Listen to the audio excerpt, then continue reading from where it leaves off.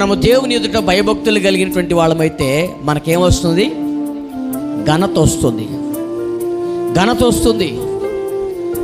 ఆ ఘనత ఎలా వస్తుంది? ఐశ్వర్యాన్ని తీసుకొని వస్తుంది. ఐశ్వర్యాన్ని, పేరును తీసుకొని వచ్చేస్తుంది ఆ ఘనత. నా ప్రియ దేవుని బిడ్డలారా, ఆ ఐశ్వర్యాన్ని, ఆ ఘనతను, ఆ పేరుని మన యొక్క వ్యక్తిగత జీవితంలో మనం కొని తెచ్చుకోవాలంటే మొదటిగా మనం నమ్మకస్తులమై ఉండాలి.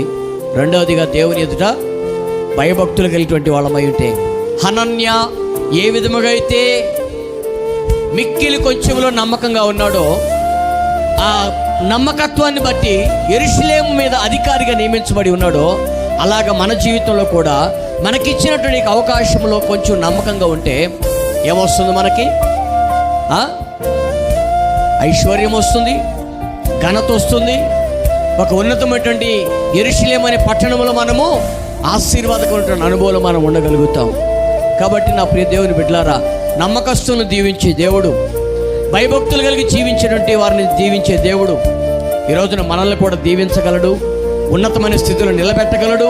ఘనమైనటువంటి కార్యాలు మన ఎదుట ఆయన చేయగలడు అనేటువంటి విషయాన్ని నువ్వు గుర్తించగలిగితే నీవు ఈ దినము నుండే నమ్మకంగా ఉండటానికి నువ్వు ప్రయత్నం చేస్తావు. యథార్థంగా భయభక్తులు కలిగి జీవించడానికి ప్రయత్నం చేస్తావు.